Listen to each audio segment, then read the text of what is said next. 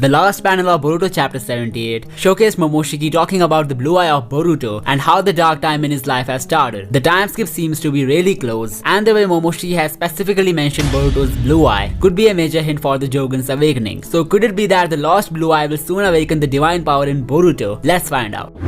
Momoshiki's unexpected takeover of the boy's body in chapter 78 has led to a long list of questions and mysteries. Everyone is really confused about the motives of the Otsutsuki since he saved the guy who is literally after his life. Well, before understanding the genius plan of the monster, let's talk about the Jougan and its correlation to the recent events. In contradiction to popular assumption, Boruto got his eye destroyed way before the glimpse of future that he had witnessed in chapter 75. Now to mention, he poetically got the scar while protecting his lover, which foreshadows a strong Boruto relationship in the future. Talking about the scar, I was expecting the Jougan to activate once Boruto loses the eye. Well, it seems like things are actually going down that lane, cause the vital detail has been dropped in the manga, confirming that the Jougan is canon. There are many arguments saying the eye of Boruto from chapter 1 is actually a Byakugan and the Jougan is just an anime only plot device. However, in chapter 78, we got to see the Byakugan of Momoshiki with a visible cut inside of it. When we compare it to the eye of Boruto from the first chapter, there is no trace of this mini cut, and I feel like this was an intentional effort taken by the writers to confirm that the Jougan is indeed canon. Now that we know the pure eye could appear in the manga soon, let's talk about the possible hints for its awakening. We will also be figuring out the true reason of Momoshiki to help Kawaki, so stay tuned. Remember the infamous prophecy of Momoshiki where he talks about the blue eyes taking everything away from Boruto? It seems like that prophecy has officially changed, or for the least has come half true. In the last panel of chapter 78, Momoshiki tells Boruto that he has finally lost one of his blue eyes and now the end has already started.